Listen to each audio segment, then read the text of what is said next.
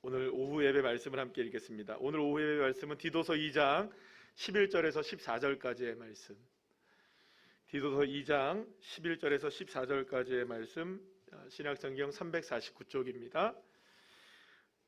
우리 다 같이 함께 한 목소리로 합독하시겠습니다. 모든 사람에게 구원을 주시는 하나님의 은혜가 나타나 우리를 양육하시되 경건하지 않은 것과 이 세상 정욕을 다 버리고 진중함과 의로움과 경건함으로 이 세상에 살고 복스러운 소망과 우리의 크신 하나님 구주 예수 그리스도의 영광이 나타나심을 기다리게 하셨으니 그가 우리를 대신하여 자신을 주심은 모든 불법에서 우리를 속량하시고 우리를 깨끗하게 하사 선한 일을 열심히 하는 자가 자기 백성이 되게 하려 하심이라. 아멘. 할렐루야. 오늘은 우리가 공동체 11번째 시간인데요. 모든 것이 은혜인 공동체. 시작. 모든 것이 은혜인 공동체라는 제목을 가지고 함께 은혜를 나누도록 하겠습니다.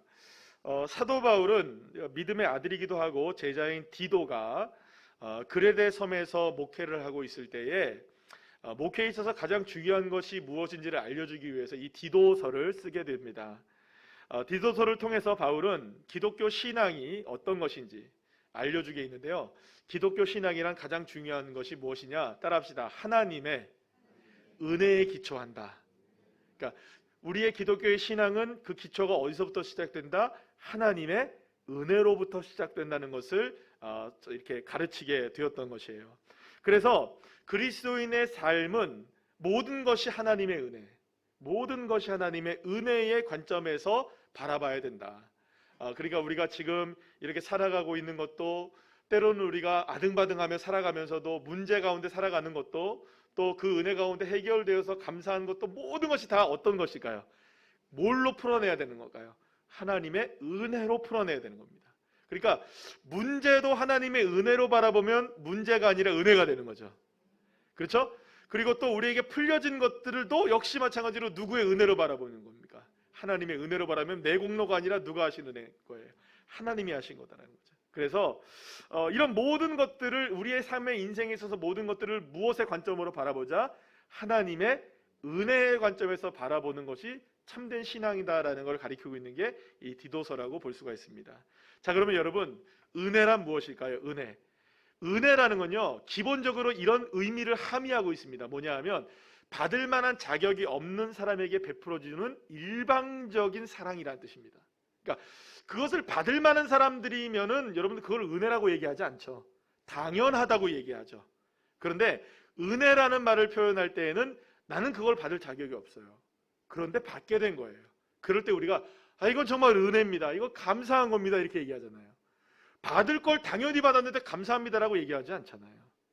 그러니까 은혜라는 거는 받을 자격이 없는 사람에게 베풀어주는 일방적인 선물과 사랑을 이야기하는 겁니다. 그래서 여러분, 바울은 언제나 이 은혜를 강조해요. 그래서 로마 교회에 보내는 편지에도 강조를 했고 에베소 교회에 보내는 편지에도 강조를 했고 계속해서 바울은 편지를 보낼 때마다 각 교회들마다 성도들마다 하나님의 은혜를 강조하게 됩니다. 특히 에베소 2장 8절에서 9절 말씀을 보면 이렇게 고백하고 있는 것을 보게 되는데 우리 한번 읽어볼까요? 시작. 너희는 그 은혜에 의하여 믿음으로 말미암아 구원을 받았으니 이것은 너희에게서 난 것이 아니요 하나님의 선물이라. 행위에서 난 것이 아니니 이는 누구든지 자랑하지 못하게 함이라. 아멘. 그러니까 우리가 은혜로 구원을 받게 된 것은 우리의 행위가 아니니까 자랑할 수가 없는 거예요. 우리를 자랑하는 게 아니라 누구를 자랑하는 겁니까? 하나님의 은혜를 자랑할 수밖에 없다.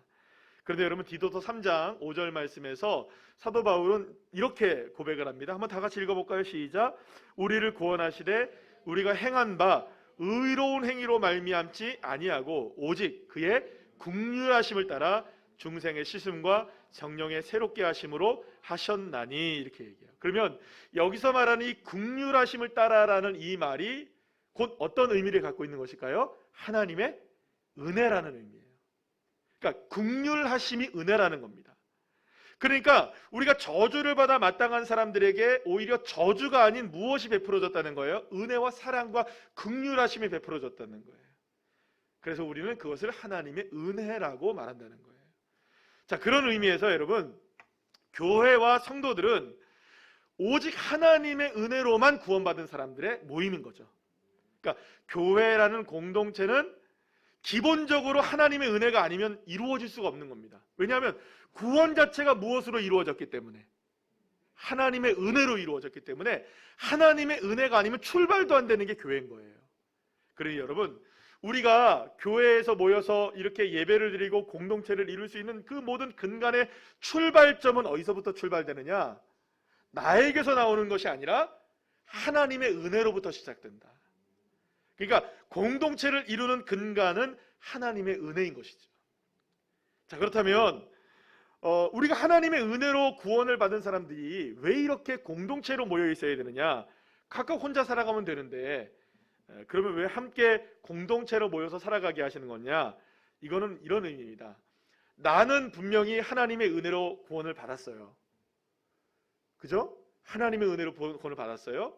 그런데 나 홀로 있으면 그것이 진짜 은혜인지를 잘 모를 때가 많아요. 그래서 함께 모여 있을 때 서로를 격려하고, 집사님, 권사님, 성도님, 그래도 그게 하나님의 은혜잖아요. 서로를 격려하는 거예요. 낙심하고 힘겨워하고 어려워하고 지쳐있는 사람들에게 그래도 하나님의 은혜는 여전히 우리에게 살아있습니다. 위로할 수 있는 거예요. 낙심한 자들, 힘겨워하는 자들을 위로하고 소망을 얻게 하는 것. 무엇으로? 내 힘과 내 능력이 아니라 어떤 사회적인 탁월함으로, 능력으로 아니라 오직 무엇으로 위로하라고? 하나님의 은혜로 서로를 위로하라고 우리가 공동체로 모여있게 된 것이죠. 자, 그렇기 때문에 여러분, 은혜를 받은 성도들이 은혜의 공동체를 이루어 가야 하는데, 그렇다면 우리가 어떠한 은혜의 공동체의 삶을 추구해야 되느냐? 첫 번째는요, 여러분, 우리가 서로 모두가 다 함께 따라합시다. 은혜 안에 계속 머물도록 서로를 붙들어줘야 한다. 믿습니까? 그러니까 우리가 서로 은혜 안에 머물 수 있도록 서로를 이렇게 붙들어주고 격려해주는 우리가 공동체가 되어야 하는 것입니다. 자, 오늘 본문 14절 말씀에 보면 사도 바울은 예수 그리스도의 죽으심의 이유를 설명하면서 그가 십자가에서 자신을 내어주시고 우리를 대신하여 죽으심은 우리를 불법에서 구속하려 하심이다라는 말씀을 하세요. 그러니까 이 말은 무슨 말입니까? 우리는 예수 그리스도의 십자가의 은혜로 불법에서 구원을 받은 것이고 다시는 죄의 종로를 해야 됩니까? 안 해야 됩니까? 죄에 빠지면 안 되는 거예요. 다시금 과거로 돌아가서는 안 되는 겁니다. 그런데 안타까운 것은 뭐냐 하면 이러한 과거와 불법과 죄악의 삶으로 되돌아가려는 안타까운 습성들이 우리에게 죄성들이 그대로 남아있다는 거예요. 그래서 여러분들 가만히 두면 성도들이 어떻게 되는 줄 아세요? 편할 것 같죠? 가만히 두면 편할 것 같죠? 근데 가만히 두면 어디로 갈까요? 죄로 돌아가는 거예요. 불법으로 돌아가는 거예요. 우리는 왜냐하면 죄의 본성을 갖고 있기 때문에. 그러니까 여러분, 우리 성도들을 가만히 그냥 내버려 두면 잘 될 것 같은데 아니라 오히려 불법과 죄악으로 이렇게 움직여 가는 거예요. 그러면 보고 있어야 될까요? 아니죠. 그럴 때 우리가 헛된 예수 그리스도 십자가의 은혜를 헛되지 않게 하기 위해서 우리가 서로를 붙들어주는 삶이 되어야 한다. 무엇으로 붙들어야 될까요? 은혜로 붙들어주고 하나님의 은혜로 권면하고 하나님의 은혜로 다시금 되돌아올 수 있도록 우리가 그들을 격려하는 자들이 되어야 한다는 것이죠. 그래서 여러분 히브리서 10장 38절 39절 말씀 우리 다 같이 한번 읽어볼까요? 시작. 나의 의인은 믿음으로 말미암아 살리라. 또한 뒤로 물러가면 내 마음이 그를 기뻐하지 아니하리라 하셨느니라. 우리는 뒤로 물러가 멸망할 자가 아니요 오직 영혼을 구원함에 이르는 믿음을 가진 자니라. 아멘. 그러니까 믿음을 가져도 때로는 뒤로 물러갈 수 있다는 거예요. 그러니 여러분 뒤로 물러나지 않도록 믿음을 붙들어줘야 되는 거예요. 그래서 교회 공동체가 해야 되는 일이 뭐냐? 뒤로 물러가려고 하는 이 성도들이 하나님의 은혜 가운데 머물 수 있도록 함께 협력해주고 도와줘야 된다. 그러니까 공동체가 할 일이 여기에 있다는 거예요. 은혜를 저버리고 죄악으로 세상으로 향하려고 하는 지체들을 위해 기도하고 그들의 손을 붙들어주고 있어야 되는 거예요. 사랑하는 여러분, 늘 말씀드리는 한 가지가 있지만 이런 말씀을 드리잖아요.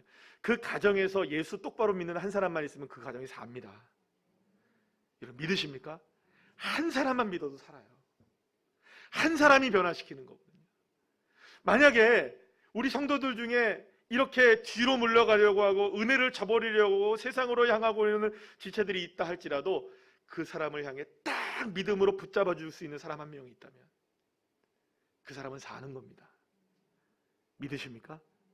그래서 여러분 이렇게 서로를 은혜로 붙들어 주셔야 돼요. 내가 은혜로 붙들림을 받아야 되고 나도 누군가를 은혜로 붙들어 줘야 되는 겁니다. 그래서 여러분 서로를 아름답게 끈으로 이끌어 가게 하시고, 여러분 두 사람은 끊어져요. 두 겹줄은 안 돼요. 세 겹줄은 끊어지지 않는 거예요. 믿습니까? 그래서 끊어지지 않을 정도의 이 튼튼한 은혜의 줄들로 서로를 강력하게 묶고 있어야 된다는 거예요. 그래서 하나님의 은혜로 우리를 서로를 격려합시다. 하나님의 은혜로 위로합시다. 이렇게 고백하는 거예요. 그래도 집사님, 그래도 하나님의 은혜가 있어요. 분명히 하나님의 은혜가 우리 집사님을 붙들고 계세요. 우리 성도님을 붙들고 계세요. 기도할게요. 하나님의 은혜가 결코 헛되지 않아요. 분명히 하나님의 은혜로 승리하게 될 줄로 믿습니다. 서로를 위해서 기도해주는. 그래서 여러분 순모임에서 이런 기도가 살아나기를 축복합니다. 그리고 선교회에서 이러한 기도가 살아나기를 축복합니다. 우리 교회가 이런 모습으로 살아나기를 소망합니다. 여러분 그래서 우리 중보기도 하는 것들, 중보기도 이렇게 보게 되면 수시로 기도의 제목이 올라와요. 순간순간 기도의 제목이 올라와요. 그럴 때마다 오히려 감사한 거죠. 그래서 여러분들 중보기도 많이 요청하세요. 보이지 않는 곳에서 기도하고 있습니다. 누군가가 주님이 기도하시지만 누군가가 우리 성도들이 기도하고 계시거든요. 그래서 여러분들 기도를 부탁하세요. 은혜로 나를 붙들어 달라고. 그리고 또 순모임에서 어떤 분이 연약해 보인다, 우리 성도들이 누군가가 연약해 보인다, 그러면 그분을 위해서 좀 기도해 주세요. 이렇게 나 혼자 기도하기 힘드니까. 아멘이시죠? 기도하면 살아나요. 믿으십니까? 그래서 은혜로 서로를 격려할 수 있는 공동체가 되어야 하는 줄 믿으시길 바랍니다. 두 번째는 뭐냐면 은혜를 받은 삶답게 선을 행하는 공동체가 되어야 돼요. 그러니까 은혜를 받은 공동체는 무엇을 행한다? 선을 행하는 공동체가 돼요. 자, 은혜를 받았다면, 왜냐하면 은혜를 보답하는 삶을 살 수밖에 없거든요. 만약에 은혜에 보답하지 않는다면 그것은 은혜를 너무나 당연한 것으로 여기는 것밖에 되는 게 아니에요. 여러분 은혜를 당연하게 여기는 순간 그것은 은혜가 아닙니다. 은혜는 당연하게 여기면 안 됩니다. 그 어떤 것도 은혜는 당연할 수 없습니다. 여러분 하나님의 은혜가 당연합니까? 아니에요. 당연하지 않아요. 그거는 당연하지 않기 때문에 은혜가 되는 겁니다. 만약에 하나님의 은혜를 너무 당연한 것으로 여기면 뻔뻔해지는 거예요. 여러분 하나님의 은혜는 당연하지 않아요. 값없이 주어진 은혜입니다. 그러니 여러분 결국 은혜를 당연하게 여길 때에 우리는 문제가 생기기 시작하는 거예요. 뭐 하나님이 나를 알아서 지켜주겠지. 여러분 알아서는 지켜주시지만 그래도 은혜여야 해요. 그래서 여러분 모든 것이 은혜가 아닌 것으로 여길 때에 문제가 시작이 돼요. 당연하게 될 때. 그래서 여러분 그러면 당연히 은혜를 당연하게 여기게 되면 우리의 삶에서 드러나는 행동부터 달라지게 되는 거예요. 은혜면 감사하게 헌신합니다. 그런데 당연하면 뭔가를 원해요. 내가 이렇게 하는데 뭔가를 주님이 주셔야 되지 않겠어요? 내가 이렇게 교회에서 헌신하는데 하나님께서 나에게 뭐 이렇게 교회에서 뭐 이렇게 해주셔야 되는 거 아니겠어요? 그러면 우리의 삶에 선행이 나오지 않는 거예요. 여러분 선행은 단순하게 착한 행동을 말하는 게 아니에요. 은혜로 말미암아 이루어지는 행동이 선행인 거예요. 그래서 여러분 그렇기 때문에 여기서 말하는 선은 단순하게 윤리적이고 도덕적인 삶을 이야기하는 게 아니에요. 왜냐하면 다시 말씀드리지만 선행은 하나님의 은혜를 몰라도 얼마든지 선행을 행할 수 있지만 우리가 말하는 이 선행은 하나님의 은혜를 아는 선행이라는 말씀이죠. 그래서 하나님의 은혜를 아는 대로 하나님의 은혜를 흘려보낼 수 있는 믿음의 사람들. 자, 그렇다면 여러분 오늘 보면 여러분 14절 말씀 마지막에 한번 읽어볼까요? 14절 말씀 우리 다시 한번 읽어볼까요? 시작. 그가 우리를 대신하여 자신을 주심은 모든 불법에서 우리를 속량하시고 우리를 깨끗하게 하사 선한 일을 열심히 하는 자기 백성이 되게 하려 하심이라. 우리를 은혜로 구원하신 이유는 어디에 있다? 선을 행하는 자녀들이 되기를 원하신다는 거예요. 자, 그렇다면 이 선을 행하는 자는 어떤 의미를 갖고 있느냐? 따라합시다. 하나님의 은혜를 흘려보내는 사람. 그것을 예수님께서는 뭐라고 표현하셨느냐? 소금과 빛의 삶으로 이야기하셨어요. 그러나 여러분, 이 홀로 선을 행하는 것은 너무나 힘겨운 거예요. 그래서 공동체가 함께 선을 행할 수 있도록 해야 한다는 것이죠. 서로 선을 행할 수 있도록 격려하며 하나님의 은혜를 흘려보내는 삶을 격려하셔야 되는 것이죠. 이것이 바로 은혜의 공동체의 참 아름다운 모습이 되어야 하는 것입니다. 자, 그런데 한 가지 여기서 중요한 것이 있습니다. 주님의 은혜를 흘려보내는 선행은 언제나 환영받는 것은 아니라는 거예요. 이게 무슨 말이냐? 선을 행해도 낙심할 때가 있다는 거예요. 거절당할 때도 있습니다. 나는 선의로 이렇게 했는데, 은혜로 선의로 했는데 이것을 오해받을 때도 있다는 거예요. 또는 여러분, 하나님께 은혜로 받은 것을 선행으로 했을 때 보상이 주어지지 않아서 우리가 좌절될 때도 있습니다. 그러니 여러분, 우리의 선행의 목표는 오직 은혜로만 되어야 하는 거죠.